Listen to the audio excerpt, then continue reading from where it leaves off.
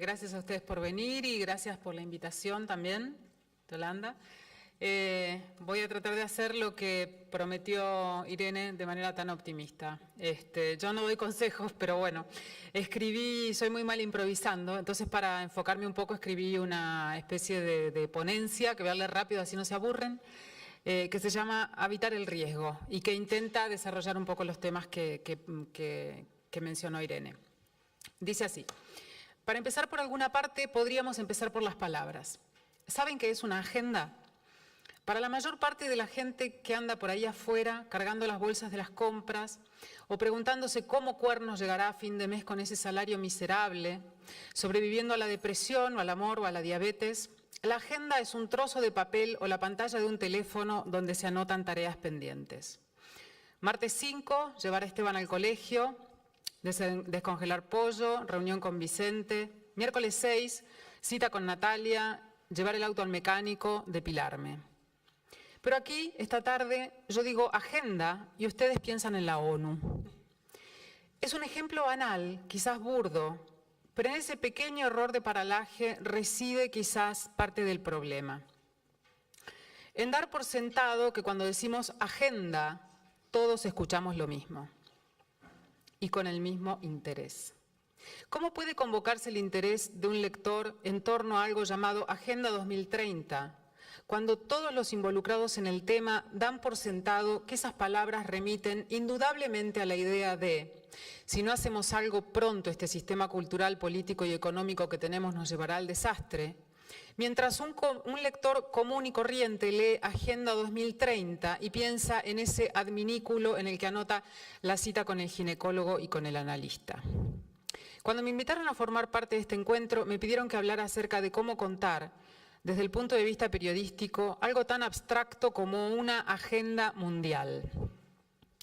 Los 17 Objetivos de Desarrollo Sostenible con 169 metas conexas de carácter integrado e indivisible de la agenda proponen, y cito más o menos literalmente, un mundo sin pobreza, hambre, enfermedades, privaciones ni violencia, en el que la alfabetización, la salud, el acceso al agua potable y los alimentos sean universales, donde se respeten los derechos humanos y los niños crezcan libres de la violencia y la explotación y las mujeres y niñas gocen de la plena igualdad entre los géneros.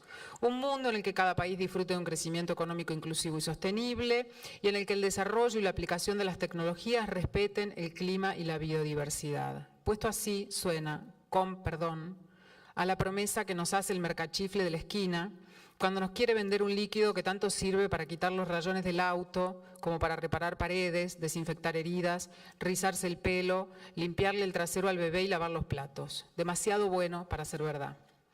Por lo tanto, aterrizar ese contenido en historias concretas tiene sentido, porque en la base del oficio periodístico está la operación de decodificar una realidad compleja y llevarla a los lectores para que se asqueen, se maravillen u opinen exactamente lo contrario, pero jamás para que les resulte indiferente. Sin embargo, y en particular en temas relacionados con todos estos asuntos, eso es lo que a menudo sucede. Los lectores dedican una atención distraída. Y no es tan difícil entender por qué. Antes de seguir, conviene recordar que el periodismo no es una herramienta de evangelización ni un órgano de propaganda, y que en todo caso, cuando pierde su mirada crítica, deja de ser periodismo. Y esa es la parte difícil, porque implica abandonar una orilla muy confortable y segura que se llama corrección política y con la que este oficio debería llevarse a las patadas. Hace algunos años, el periodista norteamericano John Lee Anderson, que ha cubierto cientos de escenarios de conflicto en diversas partes del mundo, dijo durante una entrevista con el diario La Nación de Buenos Aires: ser víctima no es ninguna virtud. Hay muchos periodistas que, a mi juicio, pecan al tratar de crear virtud en la víctima. Es una estrategia narrativa que esconde una actitud de condescendencia. Por ejemplo, decía John Lee Anderson, supongamos que debemos contar la historia de una mujer violada. Ella me da mucha pena, pero eso no la hace buena. ¿O qué ocurriría si esa mujer violada es una persona difícil, moralmente compleja y cuestionable? ¿Entonces ya deja de ser una víctima solo porque no puedo mostrarla como alguien virtuoso? Para contar la Agenda 2030 habrá que encarnar cada uno de sus puntos en historias concretas. reportajes sobre sitios horripilantemente pobres, sobre fulanos y fulanas que viven ahogados por la contaminación del basural de turno, pero nada de todo eso debería hacerse transformando a las víctimas en seres angelicales. ¿Por qué necesitamos que además de sufrir la gente sea buena? Las personas infieles, los niños viles, los hombres mentirosos, ¿no sufren la contaminación? Una campesina africana que se muere de hambre solo merece que la humanidad le preste atención si pasa un examen de ética y de moral.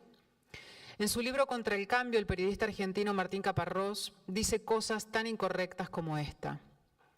Responsabilidad social es un término curioso. Ser responsable significa aceptar que uno ha hecho algo de cuyos efectos debe hacerse cargo. Hacerse cargo, en este caso, implica pagar poco con programas de ayuda para compensar a esa sociedad por la que la empresa se siente responsable. La responsabilidad social se mide en dinero y sobre todo en penitencia pública. He hecho algún daño, pero miren, lo asumo y lo pago y soy bueno y soy responsable de mis actos. Como no hay nada peor visto en las sociedades occidentales contemporáneas que ese descuido de la naturaleza, las corporaciones gastan fortunas en mostrarse más ecololos que nadie. Lo cual debería poner a muchos ecologistas en algún tipo de problema. Si yo digo lo mismo que la Exxon, ¿quién estará equivocado? ¿Yo o la Exxon? Uno puede o no estar de acuerdo con ese párrafo de Caparrós, pero la saludable insolencia que resuma oficia también como un recordatorio de lo que está en la base de nuestro oficio.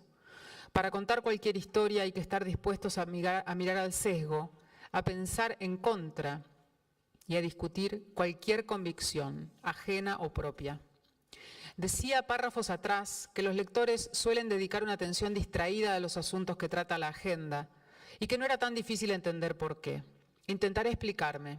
Supongamos que alguien quiere escribir una historia que transmita clara y argumentadamente la idea de que este piso que pisamos, este planeta, no es una cornucopia inagotable de riquezas, sino una cárcel de fuego, barro y oxígeno girando a 30 kilómetros por segundo alrededor del Sol y que en algún momento, si no tenemos cuidado, cerrará sus viejas mandíbulas cansadas en torno a nuestros frágiles cuellos. Supongamos, después, que si alguien escribe esto: ¿existe una relación directa entre el calentamiento global o cambio climático y el aumento de las emisiones de gases de efecto invernadero provocadas por las sociedades humanas, tanto industrializadas como en desarrollo? El nivel de emisiones de dióxido de carbono ha aumentado el 31%, el metano un 145% y el óxido nitroso un 15%. La atmósfera está recibiendo otros gases que no existían, clorofluorcarbonados y compuestos perfluorados. Puedo entender que quien lee ese párrafo piense, qué barbaridad, cierre el periódico y 30 segundos después esté paseando a su perro sin recordar ni media frase de lo que acaba de leer, porque nada de todo eso le ha resultado amenazante. Porque ni una sola de todas esas palabras lo ha hecho pensar, esto tiene que ver conmigo. Los comunicados institucionales están repletos de términos como empoderamiento, objetivos de desarrollo sostenible, viabilidad, formulación de indicadores. Esas palabras son buenas para eso, para los comunicados institucionales. La ONU, la OIT, la OMS tienen un lenguaje propio, un esperanto hecho con siglas y vocablos que han sido limados en todas sus aristas hasta perder cualquier aspereza, cualquier capacidad de ofensa. Así, en ese lenguaje paralelo, un negro es una persona de color, un paralítico una persona con capacidades diferentes, un gordo una persona con sobrepeso, una mujer golpeada una víctima de violencia de género. Ese es el problema con las ONGs, que son educadísimas y que además no ven nada antiestético en palabras tan feas como empoderamiento, ni nada artificioso en frases como participación activa de todos los actores implicados para garantizar la apropiación de la agenda. Esas palabras y frases son efectivas y necesarias para delinear territorios de investigación y sentar definiciones políticas, pero trasladadas a la escritura periodística levantan un muro de indiferencia entre quien lee y la realidad que se quiere narrar. No solo no conmueven, sino que por el contrario, tranquilizan. Detrás del término femicidio hay una mujer violada hasta la tumefacción y descuartizada por su marido. Y detrás de la frase violencia de género Hay mujeres a las que les arrancan los ojos y a quienes queman con ácido, pero envuelta en el hojaldre bonachón de palabras que no dicen nada, la realidad llega al lector desactivada, sumergida en hectolitros de líquido anestésico. Y en la escritura periodística no solo importa lo que se dice, sino cómo se lo dice, porque en la escritura periodística la estética es una moral. Leo frases sueltas relacionadas con la Agenda 2030, que dicen cosas como: complemento fundamental de los esfuerzos que realizan los países para movilizar recursos públicos a nivel interno, ejecución de las estrategias y los programas de acción pertinentes, transferencia de tecnologías ecológicamente racionales. Leo eso y recuerdo El placer del texto de Roland Barthes, donde dice: el texto que usted escribe debe probarme que me desea. Esa prueba existe, es la escritura.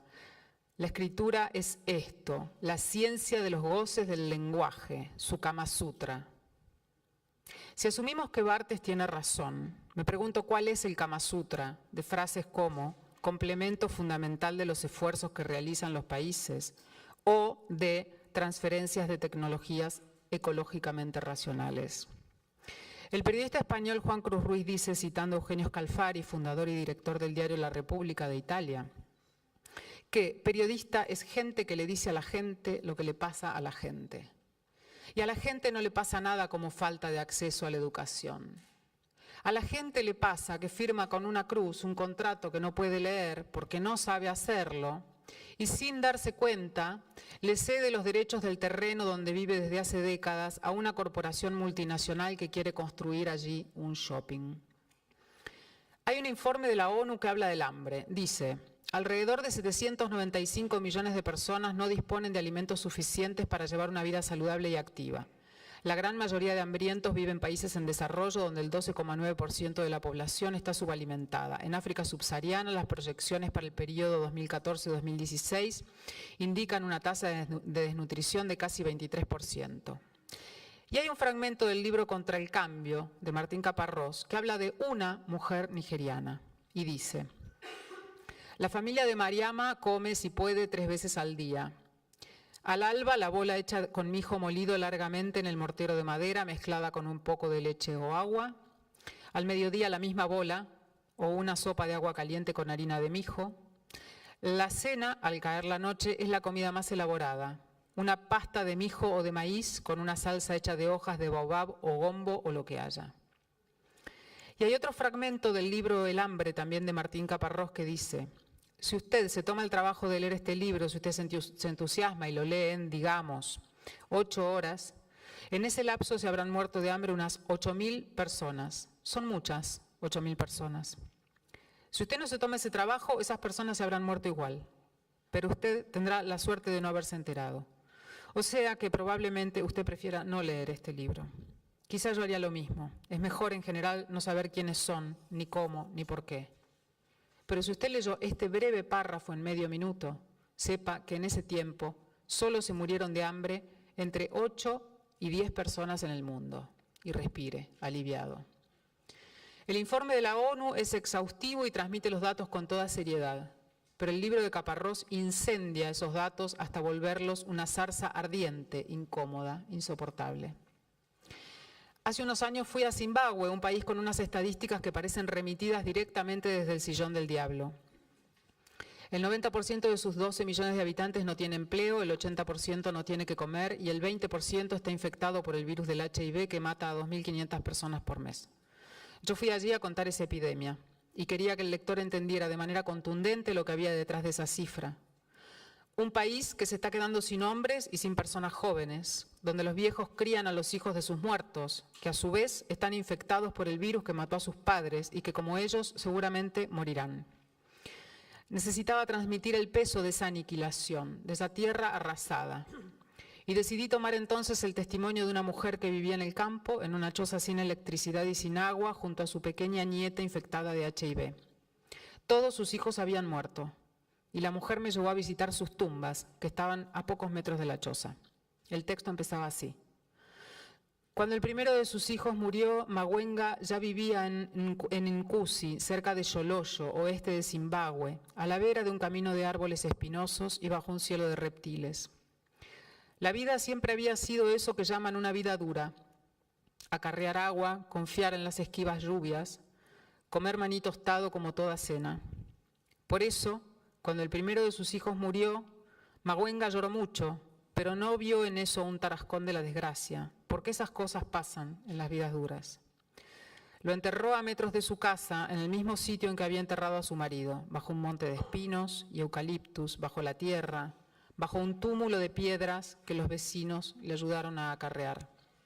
Cuando el segundo de sus hijos murió, Mawenga lloró mucho, pero volvió a pensar que esas cosas pasan en las vidas duras y lo enterró a metros de su casa, bajo el monte de espinos y eucaliptus, bajo la tierra, bajo un túmulo de piedras que los vecinos le ayudaron a acarrear. Cuando el tercero de sus hijos murió, Mawenga lloró mucho, lo enterró a metros de su casa bajo el monte de espinos y eucaliptus, bajo la tierra, bajo un túmulo de piedras que los vecinos le ayudaron a acarrear. Cuando la cuarta de sus hijas murió en 2010, Mawenga se dijo que ya no tenía nada que perder, porque todos los nacidos de su vientre estaban muertos. Pero después supo que la única sobreviviente de esa masacre, su nieta Cañizo de 17 años, portaba el mismo mal que había aniquilado a su simiente, un virus del género lentivirus que mata en su país a 2.500 personas por mes. Las estadísticas importan, los datos importan, los detalles técnicos importan, pero si queremos que esas estadísticas y esos datos técnicos cuenten una historia que deje en los lectores el rastro que deja un texto inolvidable, hay que huir de las miradas burocráticas y de las prosas embalsamadas. La Organización Mundial de la Salud dice que en algunos países de América Latina y el Caribe, dice que algunos países de América Latina y el Caribe tienen las tasas de homicidio más altas y estima que en 2012 hubo 28,5 homicidios por 100.000 habitantes, más del cuádruple de la tasa mundial. La OMS llama a eso violencia interpersonal. En 2015 edité un libro llamado Los Malos, que contenía 17 perfiles de seres siniestros de América Latina: pandilleros, policías siniestros, torturadores, incubos perfectos. El periodista salvadoreño Óscar Martínez escribió para ese libro el perfil del niño, un ex miembro de la Mara Salvatrucha, y narró de esta manera el momento en que el niño torturaba a un marero traidor llamado El Caballo. Para quien quiere imaginarse el sadismo del que es capaz un pandillero, escribe Óscar Martínez, basta decir que El Caballo, tras media hora de torturas, murió sin ningún tatuaje en el cuerpo, sin orejas, ni brazos, ni piernas y sin corazón. Cuando era solo un tronco y exhalaba lo último que le quedaba de vida entre ronquidos y silbidos suaves, le suplicó al niño: «Ya, homeboy, deme un bombazo en la cabeza». «¿Y a vos quién te ha dicho que nosotros somos tus homeboys? Te vas a morir como la bestia manda», dice el niño, que fue su respuesta. Durante algunos minutos más, con la afilada hoja de un machete, siguieron torturando aquel pedazo humano, hundiendo el filo delicadamente al costado de su hígado. Cuando todo terminó, el corazón del caballo estaba en la mano derecha del niño. Supongo que podríamos decir que se trata de un ejemplo muy claro de lo que la OMS llama violencia interpersonal, y que grafica muy bien cuáles son los verdaderos alcances de esos dos términos tan serenos. Los informes informan, pero no tocan, dicen, pero no dañan, mencionan, pero no muestran. Las cifras sin encarnar son solo cifras, y las grandes palabras son grandes palabras vacías de contenido que leemos sin leer. ¿Cuántas veces se han publicado frases como el horror de Chernóbil, la tragedia de Chernóbil, la ignominia de Chernóbil? En 1997, una mujer llamada Svetlana Alexievich publicó un libro, Voces de Chernóbil, que contiene testimonios de víctimas y familiares de víctimas de la explosión que tuvo lugar en 1986 en esa central nuclear. En el libro, el horror late como un feto maligno, entonando una canción de tumba destinada a todos nosotros, habitantes de la era nuclear, aposentados en nuestra buena salud, libres de que se nos caiga la cara a pedazos por efectos de la radiación. En él, la mujer de uno de los bomberos que acudieron a la central a apagar el incendio cuenta la agonía y la muerte de su marido de esta manera. Él empezó a cambiar, dice. Cada día me encontraba con una persona diferente a la del día anterior. Las quemaduras le salían hacia afuera, aparecían en la boca, en la lengua, en las mejillas. Primero eran pequeñas llagas, pero luego fueron creciendo. Las mucosas se le caían a capas, como si fueran unas películas blancas. El color de la cara y del cuerpo azul, rojo, de un gris parduzco. Y sin embargo, todo en él era tan mío, tan querido. Justo nos acabábamos de casar. Aún no nos habíamos saciado el uno del otro. Tenía el cuerpo entero deshecho, todo él era una llaga. En el hospital en los últimos días le levantaba la mano y el hueso se le movía. Le bailaba, se le había separado de la carne. Le salían por la boca pedacitos de pulmón, de hígado. Se ahogaba en sus propias vísceras. Me envolvía la mano con una gasa y la introducía en su boca para sacarle todo aquello de adentro. No hay en ese fragmento estadísticas, no hay datos técnicos, no hay palabras complejas. Hay una mujer que cuenta cómo se le deshizo entre los dedos el cuerpo del hombre que amaba y cómo, mientras lo veía agonizar, no podía hacer otra cosa que ayudarlo a escupir sus propias vísceras. En la diferencia radical que existe entre ese fragmento y una frase como la tragedia de Chernóbil, vive el verdadero periodismo. A lo largo de todo este año trabajé en la edición de un libro que reúne crónicas acerca de diversos proyectos de innovación propiciados por el Banco Interamericano de Desarrollo en varios países de América Latina, Colombia, Ecuador, Perú. El BID me envió los resúmenes con los datos de cada proyecto. El del caso peruano decía así: con el proyecto se buscó el desarrollo de un equipo capaz de leer y procesar automáticamente las placas MODS a través de técnicas de reconocimiento de patrones y de un sistema en línea que permita el análisis y el procesamiento de imágenes de los cultivos. Traducido, un grupo de científicos peruanos desarrolló un kit para detectar tuberculosis en 15 segundos, cuando antes había que esperar meses. Juan Manuel Robles, periodista y escritor de ese país, escribió este texto que se titula Mirko Simic contra los bacilos mutantes y que dice así: al consultorio del doctor Somocurcio se llega en un ascensor viejo de esos que nunca paran exactamente al nivel del piso. Es un edificio gris del centro de Lima. Salvo por bocinazos furiosos que se escuchan a lo lejos, el lugar está lleno de calma, con ese aire de abandonada majestad que dan las losetas blancas pulidas por décadas de pasos. El cirujano José Somocurcio aparece desde el fondo del pasillo y se dirige a su despacho. Saluda sin ceremonia, va al grano. Se sienta en su escritorio donde hay una computadora y en ella abre carpetas que contienen fotografías de lo que hace en el quirófano. Son fotos horribles. Su trabajo es rebanar pulmones enfermos, cortar un pedazo de pulmón para quitar las partes invadidas por la bacteria de la tuberculosis es una operación dificilísima. Son necesarias 6, 7, a veces 8 horas en la mesa de operaciones, pues la materia que ha hecho necrosis se pegotea a la carne y hay que meterse a separar los tejidos. La enfermedad hace huecos en el pulmón y allí adentro, en esas cavernas oscurísimas, vive el bacilo. Las cavidades son su santuario, dice el doctor Somocurcio. La tuberculosis normal no es un problema, se trata con medicinas, dice, pero los casos que yo opero no son tuberculosis normales.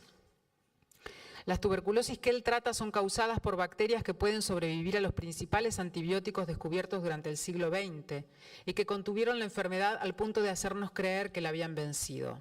Son cepas de la llamada tuberculosis multidrogo resistente, MDR para los entendidos. Microbacterias mutantes, defectuosas en varios aspectos pero duras de matar. La bacteria de la tuberculosis, la versión clásica, digamos, es de por sí un organismo tenaz que asombró a biólogos de todas las épocas. Si una bacteria es un soldado, la tuberculosis es un tanque, dice el médico infectólogo Alberto Mendoza, un experto en la materia. Es un tanque, entre otras cosas, por el blindaje que crea su pared celular gruesa y grasosa, que los antibióticos comunes no pueden atravesar, y su lentísimo proceso de reproducción. Un huésped no invitado que encima es fresco, vive de tu organismo y se toma todo el tiempo que le da la vida. Cuando la cepa resiste los antibióticos, cuando es MDR, avanza al fondo y en el camino produce una reacción biológica compleja que destruye la carne, ensancha irreversiblemente los bronquios y causa hemorragias violentas que hacen salir por la boca una sangre rojísima. La tuberculosis común puede curarse en 6 meses. La MDR requiere un tratamiento de por lo menos 2 años. Pero si no se detecta a tiempo, la infección puede avanzar y causar lesiones permanentes en el pulmón. Allí interviene Somocurcio con sus cuchillos. Al ver las fotos de su archivo personal, carne podrida, carne con orificios redondísimos como los de los quesos, queda claro que su operación no es agradable ni constructiva, es simplemente lo único que queda. Según los registros del Ministerio de Salud, en 1996 el Perú tenía algo más de 100 pacientes de MDR.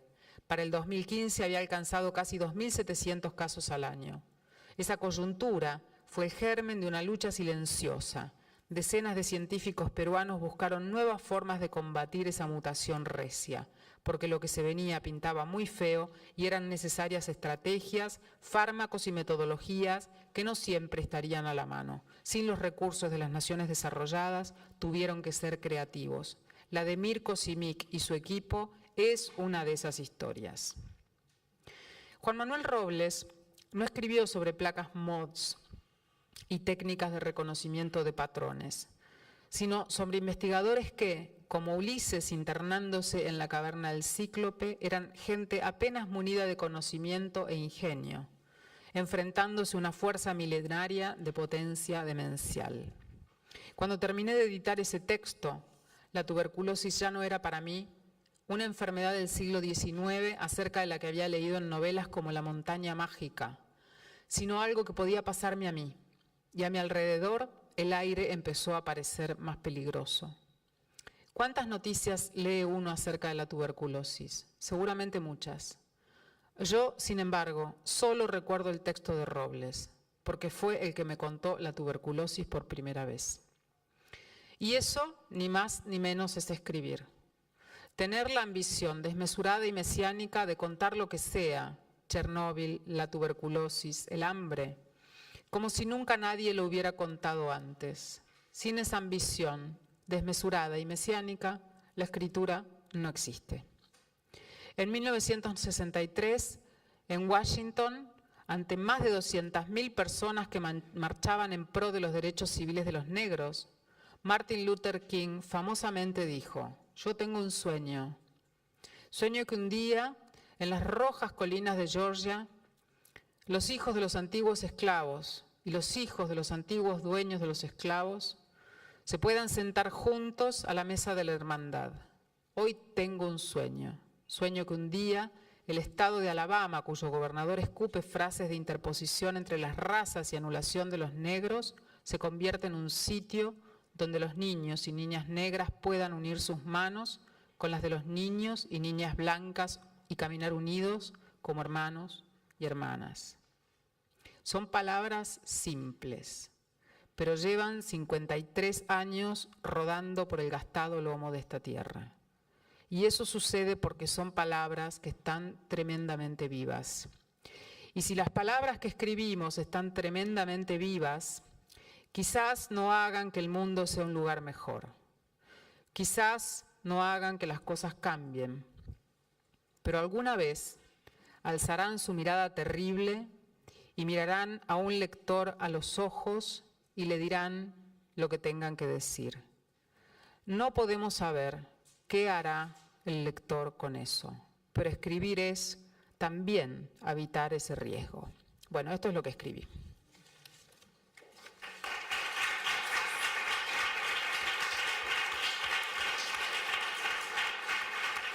Gracias.